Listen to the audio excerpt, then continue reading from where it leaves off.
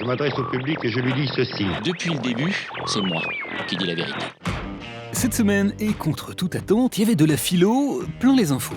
Ça va être un très beau spectacle, c'est pas de problème. Car le grand sujet de dissertation que nous a offert toute l'information, c'était la morale. Je m'étonne, à titre personnel, de voir cette question morale dans une enceinte judiciaire. Et tout a commencé avec le procès du Carlton de Lille. Pour tenter de dédouaner Dominique Strauss-Kahn, tous ses défenseurs ont opposé la morale et la loi, en dénonçant carrément un abus des magistrats.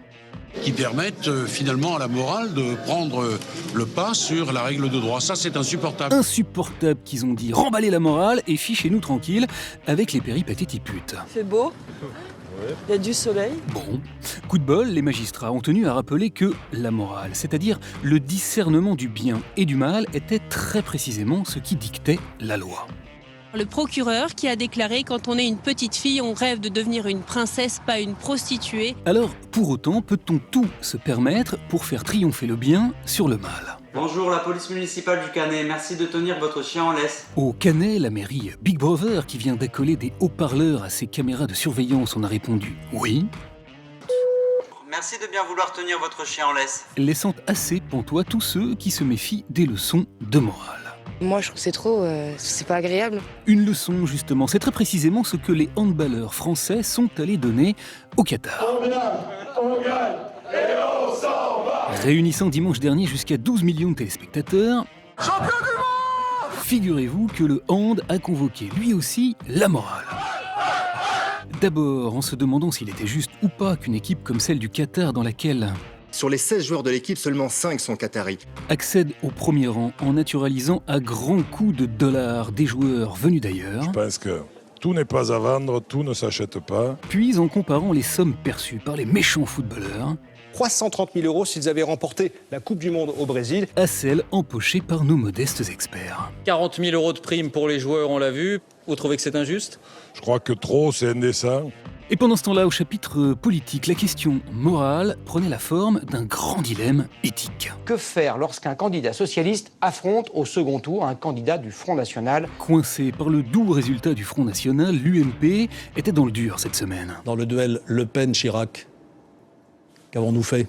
On a bien accepté le vote socialiste. Incapable de trancher, paraît-il, pour ne pas apparaître donneuse de leçons, je vote ce que je veux. La formation de Nicolas Sarkozy est apparue très débraillée, à bout d'habits et d'arguments. Pourquoi de nouveau Nini ? Ce qui a fait dire mercredi au Canard enchaîné cité par Yvan Levaille dans la revue de presse exceptionnelle qu'il est revenu faire à l'occasion des 60 ans d'Europe 1.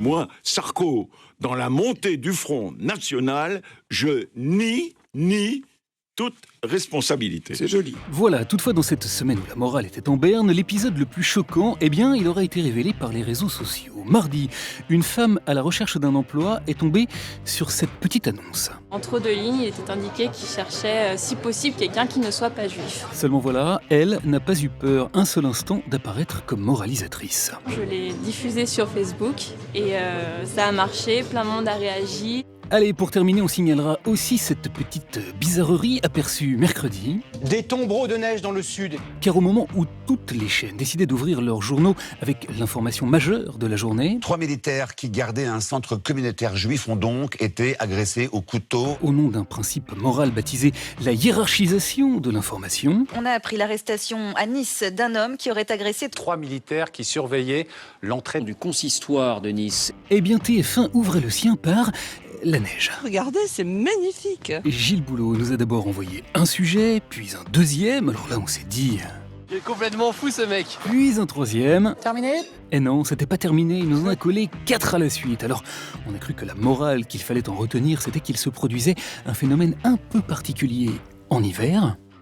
C'est là où c'est l'air froid qui arrive et c'est là où ça gèle le plus. Mais finalement, c'était plus simple que ça, car la morale de l'histoire tient à la petite mécanique médiatique qui veut que, quand on n'est pas inspiré, un sujet en entraîne un autre, un phénomène que les spécialistes de la chute et du métier ont baptisé un effet boule de neige.